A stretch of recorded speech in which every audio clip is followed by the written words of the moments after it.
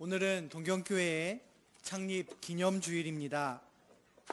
이 창립을 기억하는 주일은 이 교회의 시작을 기억하고 원점을 다시 한번 생각해 보는 주일이라고 생각합니다. 그러나 117년이라는 과거의 역사만을 생각하는 것이 아니라 지금 우리들의 모습, 이 117년째를 이어가고 있는 우리가 바로 신앙 공동체, 바울이 말하는 에클레시아라는 사실을 다시 한번 기억하면서 과거와 현재와 그리고 앞으로의 미래까지도 바라보는 주일이 됐으면 좋겠습니다. 누가가 기록하고 있는 이 사도행전을 통해서 누가가 썼을 그 당시에는 지금으로부터 2000년 전 1세기에 초대교회 에클레시아들에게 이 사도행전을 썼지만, 그러나 지금 우리는 시간과 공간을 초월해서 이 21세기에 도쿄에 세워진 이 도쿄 에클레시아인 우리 동경교회에게 하나님의 말씀을 전하고 있습니다. 우리가 어떤 모습의 교회로서 이 시대에 부름을 받고 있는지 오늘 바울의 모습을 통해서, 누가가 전하는 이 말씀을 통해서 함께 깨닫고 나누기를 소망합니다. 누가는 지금 총독 앞에서 아주 어려운 상황에 놓인 바울을 말하고 있습니다. 바울은 이제 자신을 고발하는 아주 뛰어난 변호사 더둘로의 고발의 발언에 이어서 변명을 할 기회를 얻었습니다. 오늘 본문은 그렇게 길지 않은 내용입니다. 하지만 실제로 바울은 오늘의 본문의 내용보다 더 많은 변명을 했을 것입니다. 그러나 누가는 그 핵심을 아주 잘 요약해서, 그리고 신앙 공동체들에게 전해야 할, 우리가 교회로서 어떤 부르심을 받고 어떻게 이 시대를 살아가야 하는지를 이 바울의 발언을 통해서 전해주고 있습니다. 지금까지 쭉 사도행전을 읽어온 우리들에게는 어쩌면 오늘 본문이 그렇게 새롭지도 어떤 발견을 주지도 않는 것처럼 보일 수도 있습니다. 그 내용에는 바울이 예루살렘 성전에 대해서 어떤 법을 어기는 일이 없다, 그런 일을 행하지 않았다라는 내용이 있고요. 이것은 전에 이미 봤던 내용이기도 합니다. 또 바울은 고발한 내용과 달리 모세의 율법과 구약의 예언서들을 그대로 믿고 있으며, 그리고 여태까지 해왔던 부활에 대한 이야기를 하고 있다. 이것은 이미 우리가 사도행전에서 다 봤던 내용이 아닌가라고 생각할지도 모르겠습니다. 그러나 누가는 오늘 총독 벨릭스 앞에 서 있는 이 바울의 발언을 통해서 놀라운 사실, 그리고 새로운 사실을 전하고 있습니다. 바울은 이 훌륭한 변호사 더둘로가 앞서 1절부터 9절까지 했던 고발의 발언으로 상당히 불리한 상황에 놓여져 있습니다. 지난 주일에 함께 나눴던 말씀을 기억해 보시기 바랍니다. 더둘로는 뛰어난 웅변술 수사학으로 벨릭스의 마음을 샀고, 그리고 아주 조리 있게 바울이 왜 위협이 되는 인물인지를 논리적으로 그렇게 전하고 고발하는 내용을 볼 수가 있었습니다. 만약 저였다면 어땠을까? 여러분이었다면 이 상황에 어떤 마음으로 권세를 가진 벨릭스 앞에 섰을까 생각해 봅니다. 그런데 바울은 기죽지 않고 자신에게 주어진 발언의 기회를 살려서 어쩌면 완벽하고 아주 설득력 있는 논리와 근거를 제시하고 있습니다. 바울의 반박의 발언을 함께 보기 원합니다. 먼저 10절을 보면 대답하되 당신이 여러 해 전부터 이 민족의 재판장 된 것을 내가 알고 내 사건에 대하여 기꺼이 변명하나이다. 우리가 앞서 봤던 더둘로의 총독 벨릭스에 대한 인사말에는 여러 그의 마음을 호감을 사려고 하는 아첨과 같은 내용들이 들어 있었습니다. 그것은 전혀 이 지역의 역사 가운데 있는 현실적인 상황을 반영하지 않고 오히려 반대되는 내용을 하는 것이었다라는 것을 지난 시간에 보았습니다. 그에 비해 오늘 본문에서 바울은 매우 간결하면서도 지금 권세를 가진 이 총독 벨릭스를 존중하는 표현을 하면서 내가 지금부터 변명을 시작하겠다라고 간소하지만 중요한 핵심을 잘 가진 그런 인사말을 하고 있습니다. 11절에서 그의 발언이 시작됩니다. 내가 예루살렘에 예배하러 올라간 지 12일밖에 안 되었고, 바울은 자신이 예루살렘에 그 문제 때문에 고발을 받고 있는데 예루살렘에 얼마나 체류하고 있었는지를 말하고 있습니다. 바울은 지금 이 총독 앞에 서 있는 이 시점에서 자신이 예루살렘에 간 지 아직 보름도 안 되었다. 정확하게는 12일밖에 안 되었다라고 말합니다. 그런데 그 12일 중에는 그가 예루살렘에서 가이사랴까지 이동했던 시간이 포함되어 있기 때문에 실제로 예루살렘에 있었던 것은 일에 7일밖에 안 되었다.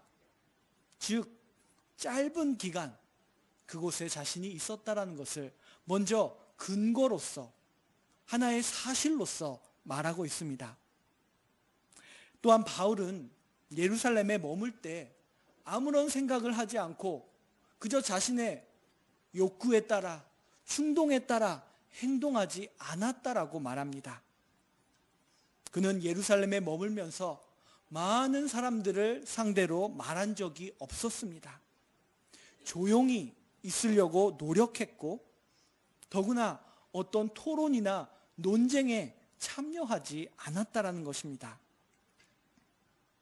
그렇게 바울은 자신이 의도적으로 그런 무리를 일으키지 않았다라고 말하면서 더둘로가 자신을 고발한 내용이 사실이 아니다라고 말하고 있습니다. 그리고 더둘로가 말한 그 고발의 내용들을 만약 확인하려면 그들이 정말 내가 무리를 일으키는 소동을 일으키는 모습을 봤는지를 증거를 세워야 한다라고 말하고 있습니다.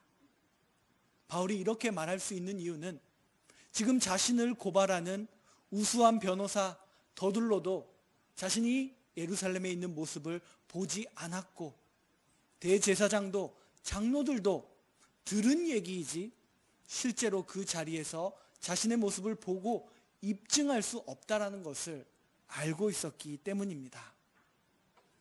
우리는 더둘로의 훌륭한 웅변과 수사학을 때로는 아첨하는 그 기술을 봤습니다.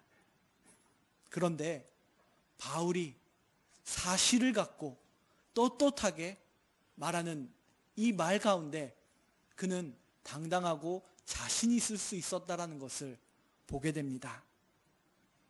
또한 바울은 이어서 12절에서 말합니다. 그들은 내가 성전에서 누구와 변론하는 것이나 회당 또는 시중에서 무리를 소동하게 하는 것을 보지 못하였으니, 아무도 보지 못했다라는 것입니다.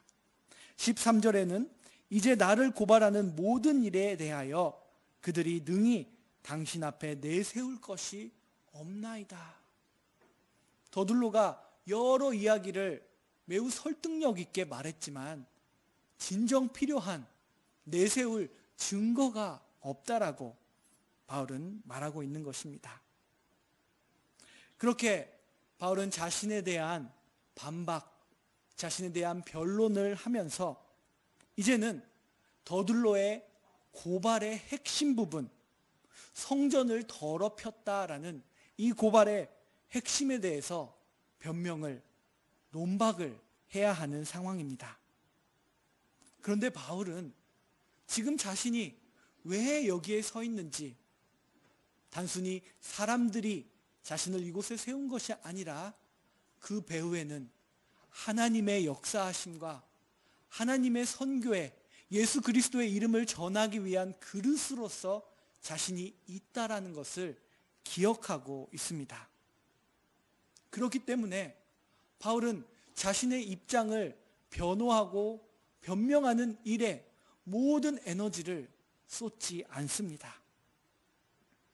자신의 변명을 본격적으로 하기 전에 바울은 왜 자신이 로마 세계 전국을 돌아다니면서 이 일을 하고 있는지, 그리고 왜 자신이 다시 오랜만에 예루살렘에 돌아와서 지금 이런 상황에 놓였는지, 내가 지금 무엇을 하고 있는지에 대해서 설명을 하고자 하는 그런 마음을 갖고 있었습니다.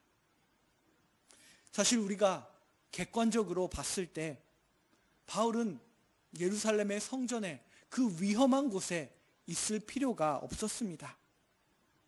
예루살렘 교회를 잠시 방문하고 바로 안전한 수리아의 안디옥으로 이동할 수도 있었습니다. 바울은 자신이 왜 그곳에 있었는지, 지금까지의 발걸음이 무엇이었는지 총독 앞에서, 예루살렘의 종교 지도자들 앞에서 말하고 있습니다. 14절을 보겠습니다. 그러나 이것을 당신께 고백하리이다. 나는 그들이 이단이라 하는 도를 따라 조상의 하나님을 섬기고 율법과 선지자들의 글에 기록된 것을 다 믿으며. 바울은 먼저 더둘로가 나사렛 이단, 나사렛이라는 하나의 분파의 일원이었다라고 바울을 고발한 것에 대해서는 그것이 사실입니다. 나는 더둘로가 말한 나사렛 분파의 일원이 맞습니다 라고 인정하고 시인하는 발언을 하고 있습니다. 그런데 이 14절을 자세히 보면은 더둘로는 바울이 이 분파, 이 이단의 우두머리라고 말했지만 바울은 자신을 우두머리라고는 말하고 있지 않습니다. 아마 그는 하나님께서 자신을 사용하실 때 누군가를 억누르거나 지배하는 그런 힘의 구조에 있는 모습이 아니라, 유대인의 사회나 그리스 로마 사회의 지도자들은 그랬을지 모르지만 자신은 오히려 그리스도의 종으로서 이 일을 하고 있다라는 의식이 있었던 것 같습니다. 그래서 자신이 이 이단이라고 말하는 그 모임 가운데 있는 사람임은 맞지만 우두머리라는 표현은 쓰고 있지 않습니다. 또한 바울은 더둘로가 말했던 나사렛 이단이라고 하는 그 명칭, 호칭을 받아들이지 않습니다. 그 대신에 오늘 말씀을 보면은 바울은 그 도, 길 도자를 쓰고 그 도라고 말하고 있습니다. 이것은 우리가 사도행전에서 계속 봐왔던 표현이기도 합니다. 유대인들은 예수를 그리스도라는 것을 믿지 않는 그 유대인들은 이 그리스도를 따르는 길, 이 도를 하나의 종파나 이단이라고 말하고 있다는 것을 바울은 잘 알고 있습니다. 그렇지만 그가 말하는 이 이단이라는 표현은 하나의 분파이고 하나의 당이라는 뜻이지 그것이 부정적인 의미는 갖고 있지 않다라는 것을 말합니다. 사두개파, 바리새파를 말할 때 그 파, 당파라는 표현과 같은 표현이 바로 이 더둘로가 썼던 표현이다라는 것입니다. 그렇기 때문에 더둘로가 말했던 것처럼 전염병 같은 소요를 일으키는 그런 존재가 아니다라는 것을 바울은 말하고 있습니다. 바울은 자신의 이 변론의 기회를 통하여서 이 그리스도를 따르는 도라는 것이 어떤 이상하고 왜곡되고 뭔가 주류와 동떨어진 그런 위험한 집단이 아니라는 것, 그들의 위협이 되는 존재가 아니다라는 것을 말하고 있습니다. 바울이 이어가는 변명의 말을 이렇게도 풀어서 설명할 수 있을 것 같습니다. 내가 저 사람들이 이단이라고 부르는 그 도를 따르는 것은 맞습니다. 그러나 나는 그 도를 따라 우리 조상의 하나님을 예배하고 있습니다. 나는 율법과 예언서에 기록된 모든 것을 다 믿고 있습니다. 바울은 14절에서 이렇게 말하고 있는 것입니다.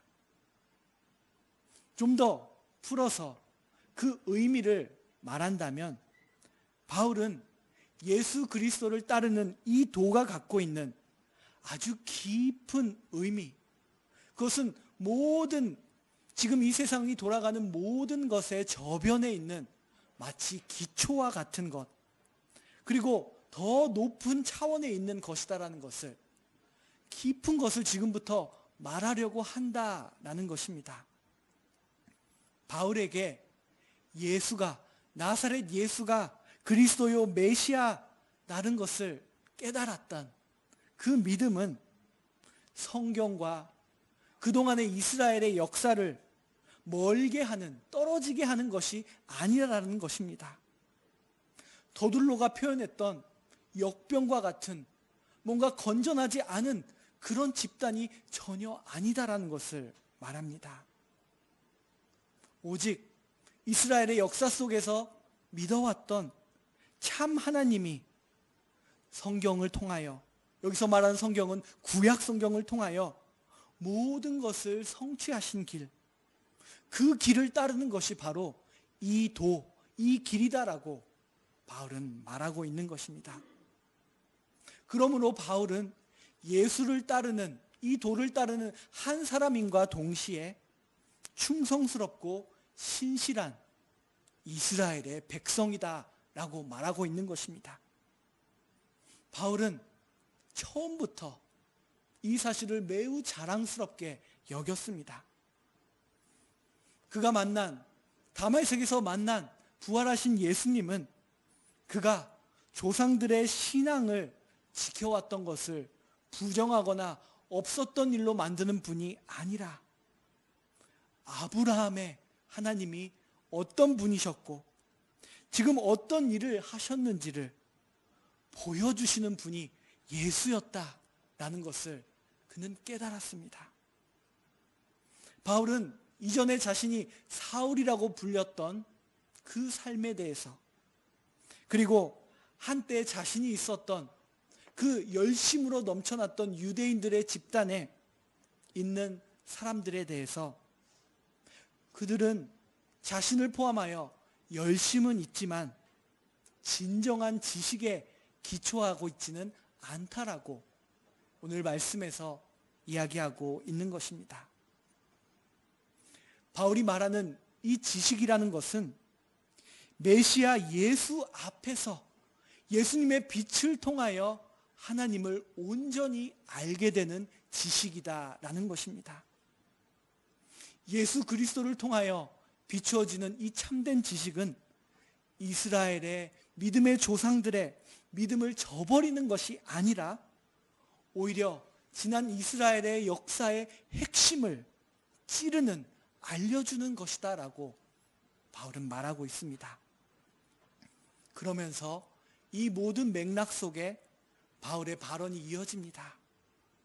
15절 말씀은 오늘 우리가 교회됨에 있어서 어떤 마음을, 어떤 사명을 주었는지를 전해주고 있는 부분입니다.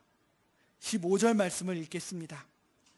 그들이 기다리는 바 하나님께 향한, 네, 좋습니다. 우리 같이 읽을까요? 함께 읽겠습니다. 그들이 기다리는 바 하나님께 향한 소망을 나도 가졌으니 곧 의인과 악인의 부활이 있으리라 함이니이다. 아멘. 바울은 하나님이 그동안 이 창조를 이루시고 천지 창조 이후에 모든 역사 가운데 이루신 그 하나님의 일하심 가운데 너무나 자연스럽게 존재하는 하나님을 바라보는 한 사람으로서 지금 소망에 대한 이야기를 하고 있습니다. 바울이 오늘 본문의 전 장에서 산헤드린 공회 앞에서 말했을 그 내용과 오늘 말씀이 여기서 이어지고 있습니다. 바로 부활의 소망이다라는 것을 다시 한번 바울이 말하고 있다라는 것입니다. 어쩌면 우리는 바울이 사두개인들과 바리새인들 사이에 소란을 일으켜서 자신의 생명을 구하기 위해 부활에 대한 말을 했을지도 모른다라고 생각할지 모르지만 지금 바울은 또다시 총독 앞에서 바리새인들이 없는 가운데서 또다시 부활을 말한다는 것은 바울이 여기서 전하고 싶은 분명한 사실이 있었다라는 것입니다. 바울은 구약의 모든 말씀들, 구약의 율법과 선지자들, 그 모든 사람들을 통하여 선포된 소망에 대해서 말하고 있습니다. 바로 이 땅을 창조하신 하나님께서 진정한 이 세상의 심판자가 되신다. 하나님은 이 세상의 모든 것을 공정하게 심판하실 것이며 이 세상의 모든 문제의 참된 해결자가 하나님이시고 온전한 회복을 이루실 것이다. 부패와 불의와 썩음과 죽음마저도 뒤집을 것이다 라는 이스라엘의 역사 속에 있었던 그 소망을 지금 부활을 말하면서 이야기하고 있는 것입니다. 바울은 15절에서 의로운 사람들과 의롭지 못한 사람들의 부활을 말하고 있습니다. 의롭고 의롭지 못하다라는 것을 심판하는 것은 궁극적으로 창조주 하나님께 있다. 그리고 우리는 부활하여 그 하나님의 심판 앞에 설 것이다 라는 이야기를 로마의 권세를 가진 벨릭스 앞에서 하고 있다라는 것입니다. 이 말씀은 너무나 중요하기 때문에 다시 한번 말씀드리겠습니다. 하나님이 최종적으로 모든 것을 정리하신다. 온 세상을 궁극적으로 심판하시는 분은 바로 하나님이시다. 이것이 이스라엘 속에 있었던 소망이었고 지금은 유대인의 이스라엘 백성의 민족의 벽을 넘어서 예수 그리스도를 통하여 온 세상에 선포된 위대한 소망이다라는 것입니다. 그렇기 때문에 바울은 지금 이 로마의 법정에 자신을 위탁합니다. 로마의 황제가 벨릭스가 위대한 사람이셔서가 아닙니다. 그들 위에 창조주 하나님이 지금도 계시고 그들에게 미리 잠시의 세상의 권세를 주었기 때문에 그들은 각각 하나님 앞에 서서 지금 자신들의 맡겨진 이 세상을 다스리는 역할을 하고 있습니다. 바울은 로마가 얼마나 타락했는지 알고 있습니다. 그럼에도 불구하고 하나님 앞에 선 한 사람으로서 하나님을 향한 부활의 소망을 가진 사람으로서 오늘 이 발언을 하고 있다라는 것입니다. 창조주 하나님이 언젠가는 이 세상 전체에 대한 우리 모두에게 책임을 물을 때가 옵니다. 그리고 하나님은 권세자들에게 그 역할을 맡겨주셨습니다. 그렇기 때문에 그 하나님에 대해 잘 알고 있는 부름을 받은 사람들은 진정한 로마 정부의 역할이 무엇인지, 진정한 유대인의 종교 지도자들의 역할이 무엇인지, 때로는 그들에게 양심의 가책을 느끼게끔 그들의 진정한 역할을 깨닫게 해야 할 필요가 있다라는 것을 바울은 알고 있었습니다. 부활은 예수를 믿는 이 교회 안에 있는 핵심뿐만이 아닙니다. 하나님은 교회 안에 갇혀 있는 분이 아닙니다.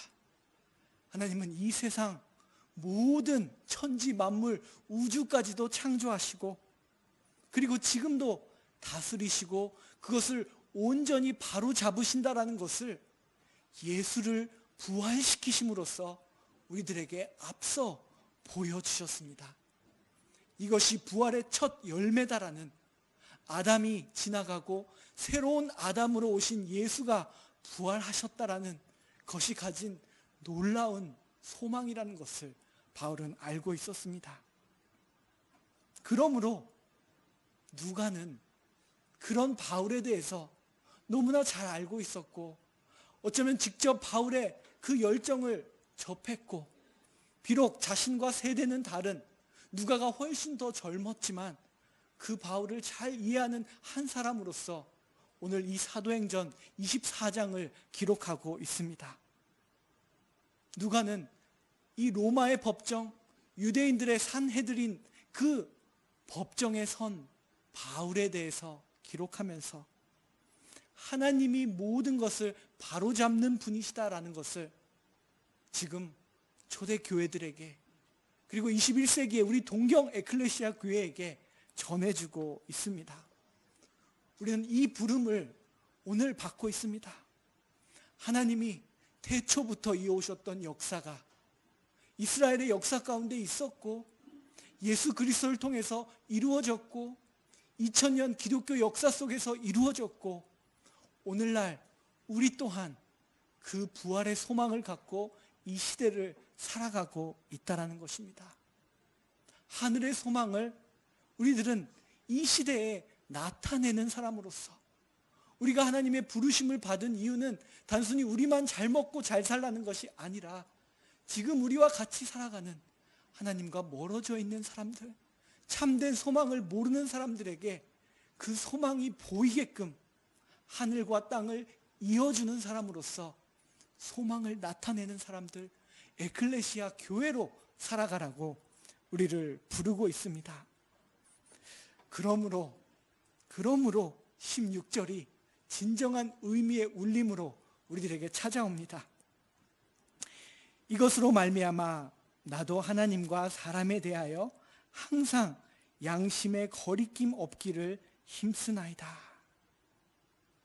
바울은 하나님의 부름을 받은, 하나님의 창조의 섭리와 구원의 역사 속에 있는 한 사람으로서 언제나 하나님 앞에 바로 서려고 하고, 하나님이 다스리시는 유대인들, 헬라인들, 그리고 로마의 이방인들, 모든 사람들 앞에 양심의 거리낌 없이 서기를 힘쓴다라고 말하고 있습니다.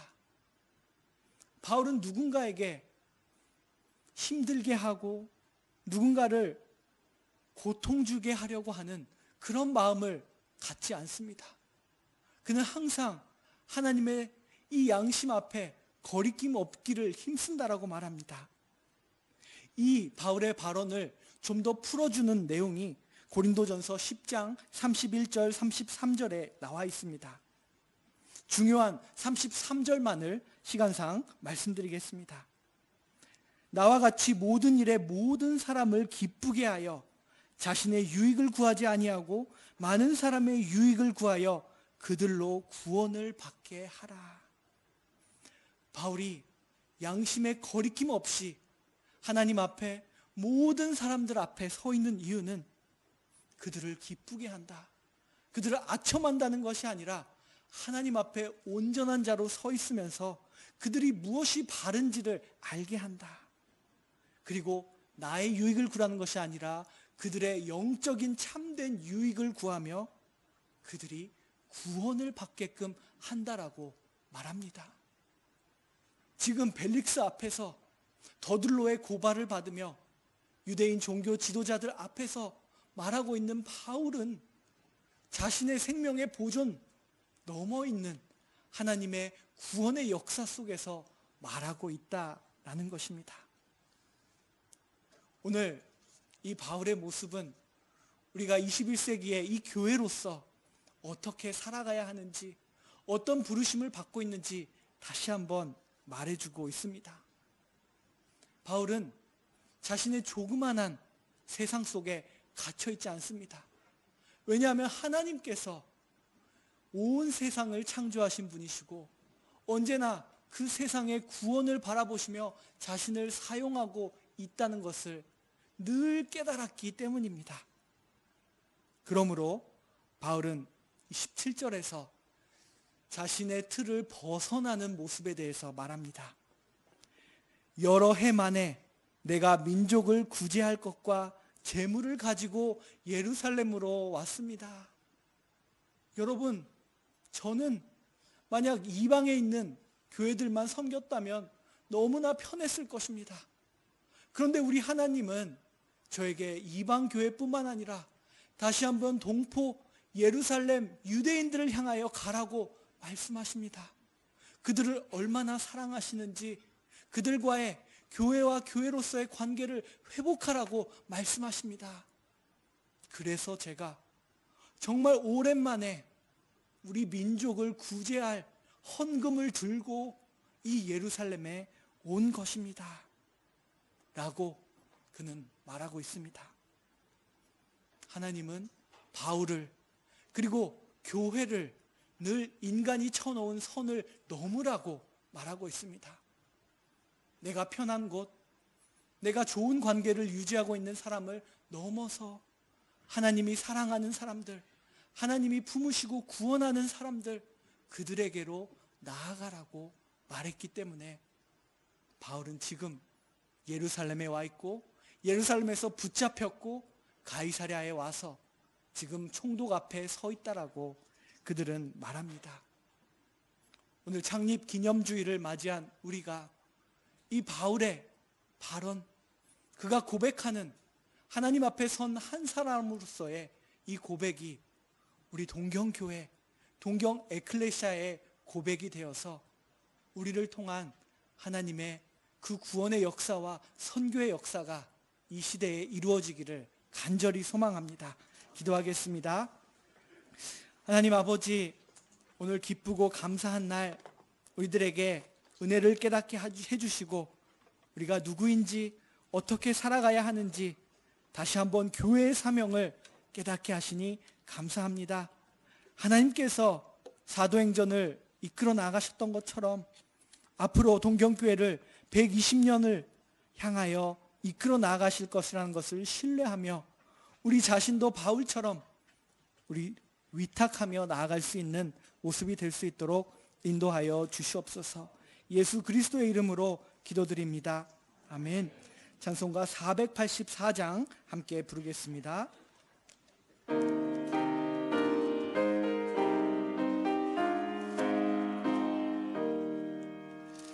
내 맘에 주여 소망 되소서. 주 없이 모든 일 헛되도다. 밤에나 낮에나 주님 생각, 잘 때나 깰 때 함께 하소서. 지혜의 주여 말씀으로써 망되소서. 주 없이